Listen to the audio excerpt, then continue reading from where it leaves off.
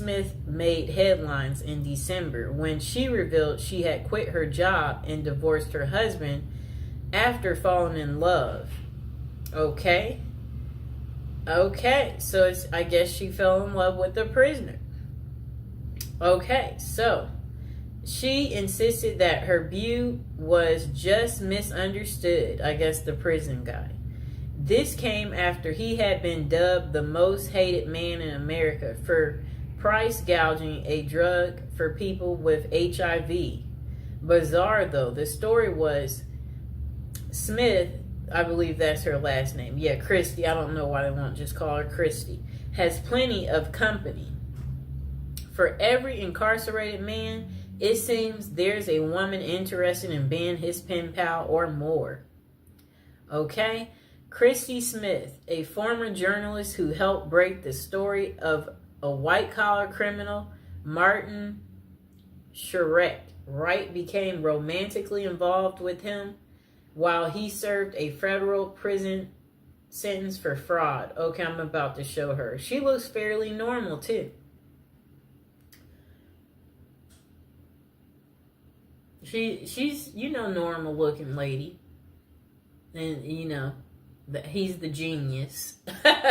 I'm trying to say, I guess, he thought he was the genius. He didn't know he would get caught. It's a trend explored in the book Love Lockdown, Dating, XXX, and Marriage in America's Prisons. Okay. Greenwood decided to start researching prison marriages after her own extensive correspondence with jail white-collar criminal Samuel Israel III, currently serving a 22-year sentence in Butner, North Carolina federal prison for mail fraud and investment advisor fraud. Oh no. Some of this, it does make you wonder, how do these people get into committing these crimes? Or what? How does it start? What, do you get away with one thing and then it makes you think, oh, I could do that again and get away with it, and then you keep getting comfortable enough. You get so comfortable that you keep on, and then you eventually leave footprints.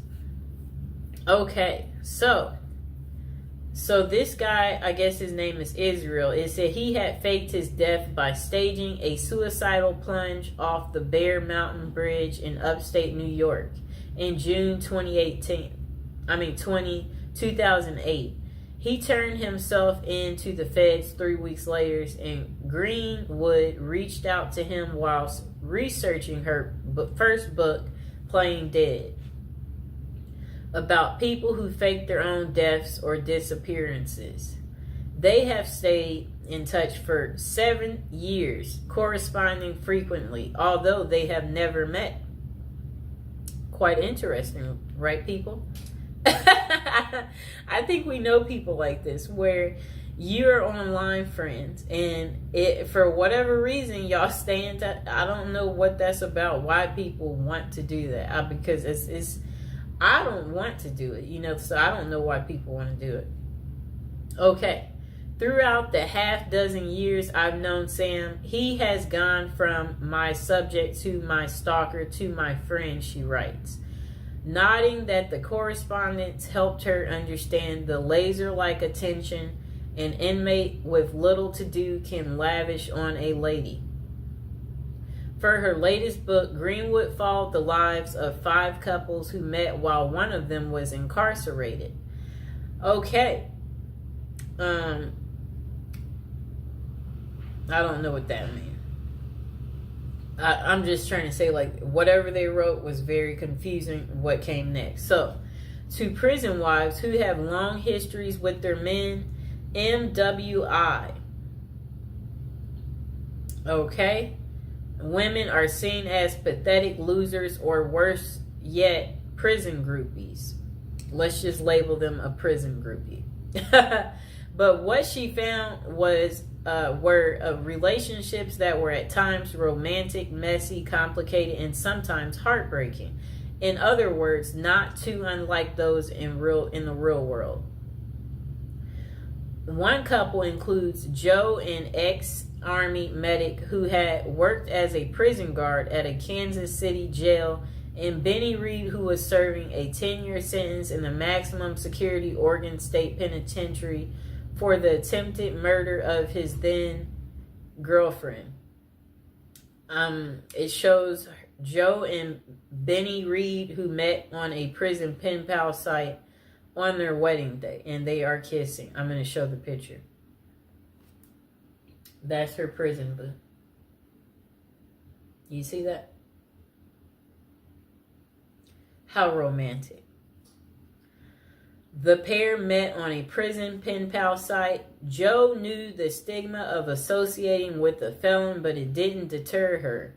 In recovery herself from an addiction to pain pills, Joe credited Benny with making me the best possible version of myself.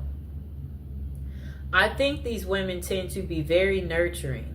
They have a sense of wanting to be cared for, wanting to be caring for someone else, and men in prison, for obvious reasons, are quite needy.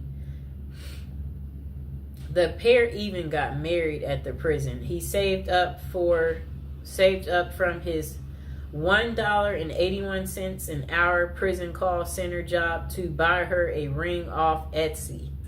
How sweet.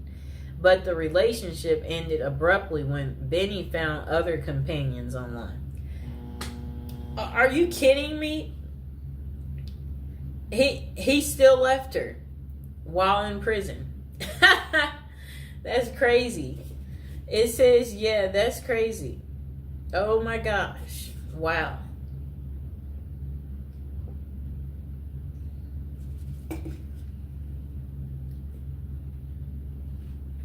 I'll reread that part for you.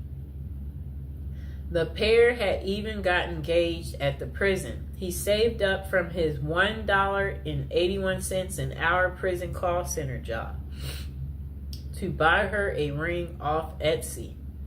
But the relationship, it ended abruptly when Benny found other companions online. Wow. Even in prison, they cheat and they're greedy. Just why do women fall for imprisoned men? According to Dr. Fred Berlin, director of the Johns Hopkins XXX and Gender Clinic, there tends to be this trait of intense mothering in prison wives, writes Greenwood. I think these women tend to be very nurturing. They have a sense of wanting to be caring for someone else, and men in prison, for obvious reasons, are quite needy. But not every prison wife goes into a pen pal relationship looking for love. Sheila Rule, a longtime foreign correspondent for New York Times, met Joe Robinson while doing volunteer work for a prison ministry. She was corresponding with more than a dozen inmates when a compelling letter came from Robinson, an East New York native serving 25 years for murder. Now, I have to look at this close up. I guess she was really lonely too. Okay, I'm looking at them. Oh, how are they in bed together? They must. She must like spent that one weekend day with him. This is funny. He has on regular clothes. Let me show the picture. Yep, she met him during her volunteer. Okay, so look, that lady I showed you, Sheila, a longtime foreign correspondent for New York Times, met Joe Robinson, the guy that you saw there, while doing volunteer work for a prison ministry. She was corresponding with more than a dozen inmates when a compelling letter came from Robinson, an East New York native serving 25 years for murder. As a pen pal, he was looking for a young lady, and Rule, who had been married twice, was in her 50s, 20 years his senior. She let him down and flat out told him that she couldn't be his companion but could be his friend. For a year, The two exchanged letters that were deeply vulnerable but very flirtatious. In 2003, he convinced her to visit him in person, where the relationship switched from friendship to romance. And they wed in 2005. That's 2 years later, after he convinced her to visit him. They've now been married 15 years, 12 of which Robinson was in prison. She says the marriage is happy and familiar, like an old shoe. That's so funny. Like, it's like a shoe.